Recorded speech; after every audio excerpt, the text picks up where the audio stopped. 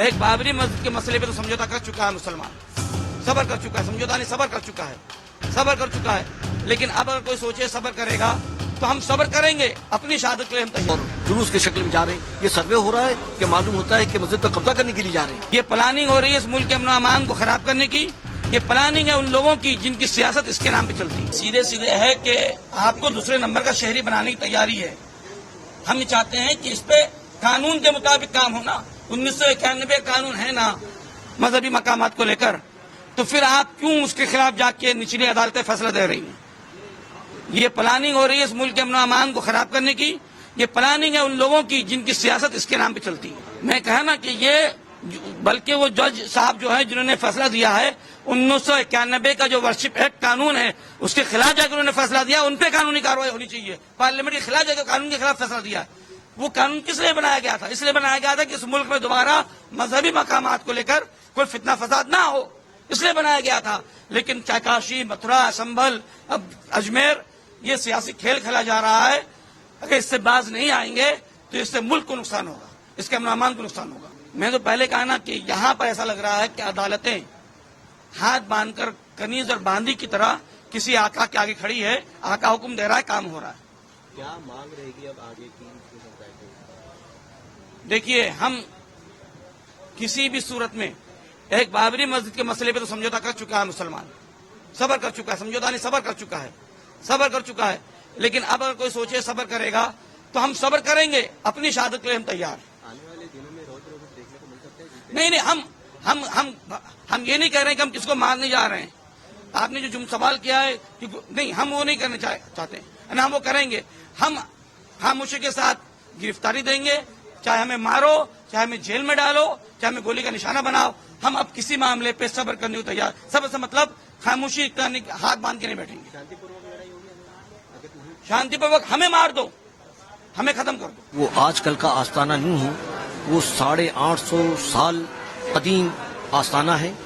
और जहाँ पर सिर्फ मुसलमान ही नहीं जाते, वो एक ऐसा आस्ताना है कि जहाँ पर मुसलमानों के साथ साथ हिंदू, सिख, ईसाई और दिगर मज़ाहिब के लोग बड़ी तादाद में आते हैं। वो तो हमारे मुल्क का एक ऐसा आस्ताना है कि जहाँ पर तमाम मज़ाहिब के लोग आते हैं और वहाँ से उनकी मुरादें पूरी होती हैं। कोई आदमी कहीं पर ऐसे नहीं जाता, उनकी मुरादें पूरी होती हैं और इसलिए वहाँ पर वो हाज़िरी देते हैं। तो वहाँ के ताल्लुक से ये कोर्ट की तरफ जाना और कोर्ट का ऑर्डर करना, इससे न सिर्फ मुसलमानों की बल्कि तमाम मज़ाहिब के, तमाम मजहब के मानने वालों के, तमाम गरीब नवाज के आशिकों को दिली तकलीफ पहुंची है, वो रंजीदा हैं। और इससे पूरी दुनिया में हमारे मुल्क को बदनामी के अलावा कोई चीज़ हाथ नहीं है। सोशल मीडिया पर जो वीडियो वायरल हो रहे हैं वो तो बिल्कुल जग जाहिर हैं कि कौन पत्थर मार रहा है, कौन गोली चला रहा है, कितनों की जानें चली गई हैं। यानी जो कुछ भी है वो वीडियो बता रहे हैं।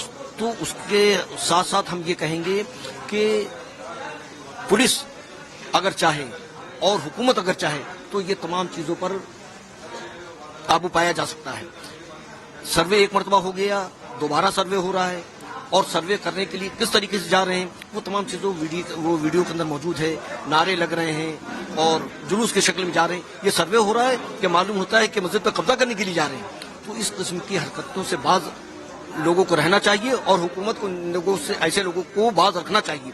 इससे अमन व अमान बरकरार रहेगा, किसी किस्म का कोई लड़ाई झगड़ा फसाद नहीं होगा।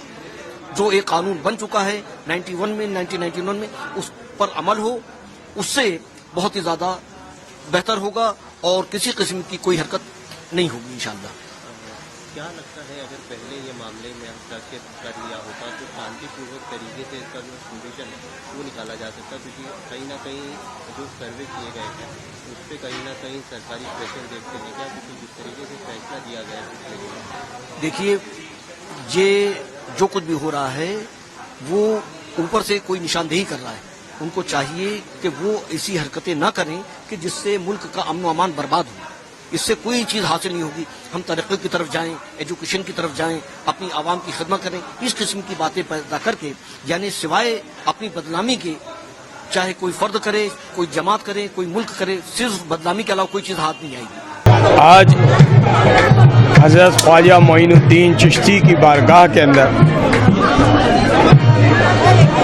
हिंदुस्तान की सरजमी के अंदर जब हुजूर गरीब नवाज तशरीफ़ फरमा हुए थे तो यहाँ सब हिंदू ही थे, और आपने ही पूरे बर्रे सगीर के अंदर इस्लाम फैलाया है कि आज पाकिस्तान में जितना मुसलमान है, बांग्लादेश में जितना मुसलमान है, सब हिंदुस्तान का हिस्सा है और हिंदुस्तान से गए हुए मुसलमान है सब। आज हिंदुस्तान में जितना मुसलमान है वो भी सब हिंदू थे, और कलमा शहादत पढ़कर गरीब नवाज के वसीले से अल्लाह ताला ने उनको साहिब ईमान, साहिब नसीब किया।